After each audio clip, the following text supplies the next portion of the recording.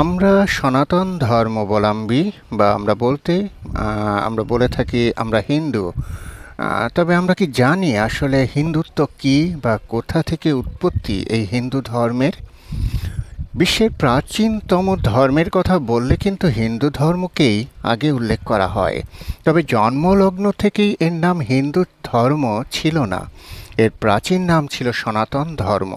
তবে বিশেষজ্ঞদের মতে এদেশে হিন্দু ধর্ম কোনো একজন ব্যক্তির মতাদর্শের উপর ভিত্তি করে গড়ে ওঠেনি। ভারতের ভিন্ন সংস্কৃতি, ঐতিহ্য ও মতাদর্শ নিয়েই জন্ম নিয়েছে এই ধর্মটি। খ্রিস্টপূর্ব 1500 থেকে 500-এর মধ্যের সময়টি পরিচিত বৈদিক যুগ নামে। সেই যুগের পর অর্থাৎ খ্রিস্টপূর্ব 500 থেকে 300 এর মধ্যে হিন্দুত্বের জন্ম হয়, যে ধর্মের মানুষের মূল কথা বিশ্বব্রহ্মাণ্ডে যা যা রয়েছে সেসবের মূলেই ঈশ্বর। ধর্ম, অর্থ, কর্ম ও মুক্তিতেই বিশ্বাসী এই ধর্মাবলম্বীরা। তাদের বিশ্বাস ভগবানের অস্তিত্বেই সব কিছুর অস্তিত্ব। এদিকে ইতিহাস বিশেষজ্ঞদের মতে আর্য জাতিরা ইউরোপের মধ্য দিয়ে ইরান হয়ে ভারতে প্রবেশ করে এবং তারাই ভারতে বেদ চর্চা শুরু করে।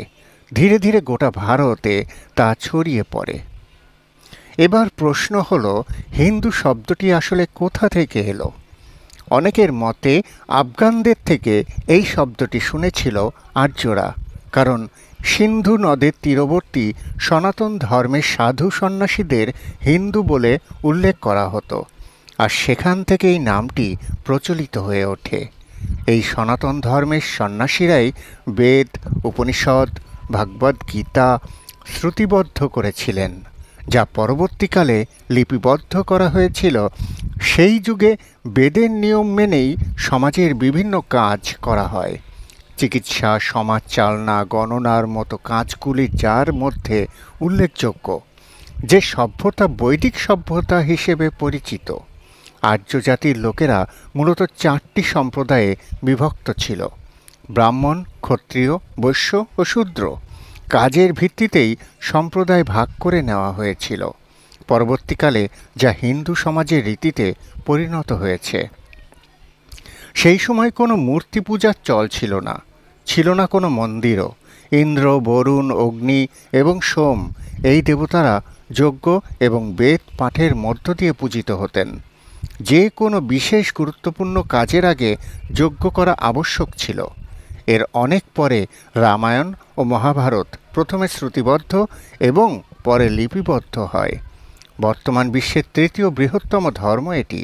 গোটা বিশ্বের 15 থেকে 16% মানুষ হিন্দু ধর্মাবলম্বী। ভারতের পাশাপাশি নেপাল এবং মরিশাস ও ইন্দোনেশিয়াতেও এর বিস্তৃতি রয়েছে। এই তথ্য বিভিন্ন সূত্র থেকে সংকলিত।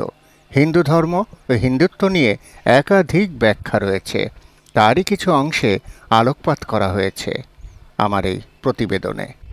তবে শ্রীমদ্ ভগবদ্ গীতায় বর্ণিত ভগবান শ্রীকৃষ্ণের সেই মহামন্ত্রটি একবার না পড়লেই নয়। যদা যদা হি ধর্মস্য গ্লানির্ভবতি ভারত অভ্যুত্থানমধর্মস্য তদাত্মাनं সৃজাম্যহং পরিত্রাণায় সাধূনাং বিনাশায় চ দুষ্কৃতং ধর্ম সংস্থাপনার্থায় সম্ভবামি যুগে যুগে সম্ভবামি যুগে যুগে সম্ভবামি যুগে যুগে।